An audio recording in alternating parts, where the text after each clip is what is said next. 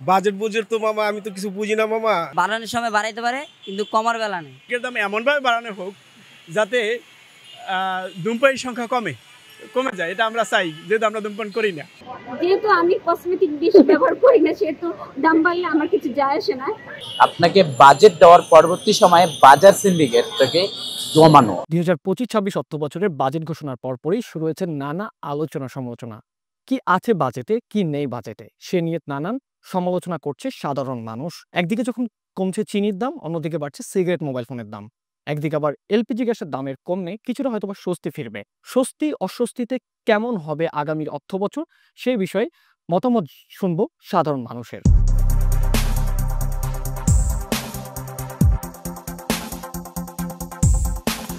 বড় কথা হলো, যেহেতু ইউনূস স্যার আছে, উনি একজন অর্থনীতিবিদ, মানে পৃথিবীর প্রথম শ্রেণীর অর্থনীতিবিদ। তা ওনার দৃষ্টিতে যেটা ভালো মনে হয়েছে সেটা করেছেন, সেটা আমরা জনগণ হিসেবে সমর্থন করি। আর যদি বিলাসী পণ্যের দাম বেড়ে থাকে, এটা অবশ্যই ইতিবাচক। আর যদি নিত্য প্রয়োজনীয় যে জিনিসগুলো সেগুলোর দাম কমে থাকে, তো এটা সাধারণ মানুষের এক ধরনের মুক্তি, এতে কোনো সন্দেহ নাই।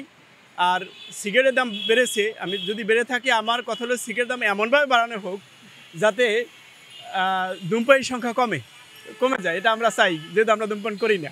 আমরা জানি যে শুনলাম যে সিগারেটের দাম নাকি বাড়াবে। যদি সিগারেট যদি 10 টাকা হয়, হ্যাঁ 10 টাকা সিগারেট যদি 15 টাকা বাড়ায়, তাও কোনো সমস্যা নেই, কারণ বাঙালির চাহিদা হচ্ছে সিগারেট।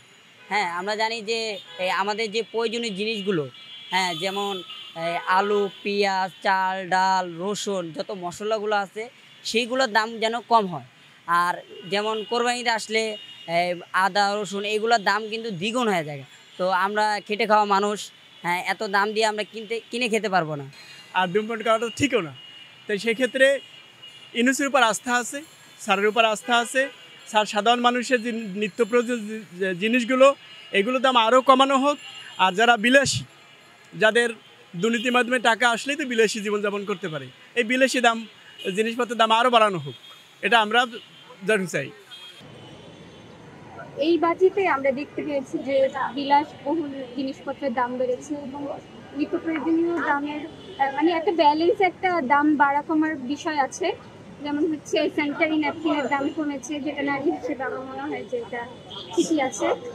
আমার মনে হয় যে এই যে মানে বাজেটে যে দাম বৃদ্ধি, দাম কমা, এটার একটা ব্যালেন্স থাকতে হবে এবং নিত্য প্রয়োজনীয় জিনিসপত্রের দাম নিয়ন্ত্রণে রাখতে হবে, যেটা হচ্ছে সাধারণ মানুষের মানে থেকে সহজলভ্য করা উচিত। এবং এই দাম ব্যালেন্স করা এবং হচ্ছে যে পণ্যগুলোর দাম বেড়ে যায় সেটা কিন্তু বেড়ে যায়, কিন্তু যেটার হচ্ছে দাম কমা লেখা থাকে সেটা কিন্তু আদৌ আমাদের বাজারে সেটার মানে তদারকি হয় না। তাছাড়া আমরা যেটা দেখতে পাচ্ছি যে নিত্য প্রয়োজনীয় জিনিসপত্রের যে দাম, যেমন বিগত রমজানে দ্রব্যমূল্যের গতি অনেক নিয়ন্ত্রণে ছিল। তো জনগণ আসলে সরকার থেকে এটাই আশা যে আমাদের দ্রব্যমূল্যের দামটা আমাদের ক্রয় ক্ষমতার মধ্যে থাকবে, আমাদের নিয়ন্ত্রণে থাকবে। এখন আমরা তো সবসময় এরকম একটা বাংলাদেশকেই মানে চাই, যেখানে হচ্ছে আমরা আমাদের যে নিত্য প্রয়োজনীয় জিনিসপত্র যা আমরা খাই এবং যা কিছু আমাদের দৈনন্দিন জীবনের জন্য দরকার, সব কিছু যাতে হচ্ছে আমাদের হাতের নাগালে থাকে এবং সব মানুষ যাতে হচ্ছে তার বেসিক নেসেসারি যেসব জিনিসপত্র সেগুলো যাতে এফোর্ড করতে পারে। জুলাই অভ্যুত্থানের পর থেকে বাংলাদেশের যে অর্থনীতির যে অবস্থা রয়েছে সেটি স্থবির রয়েছে।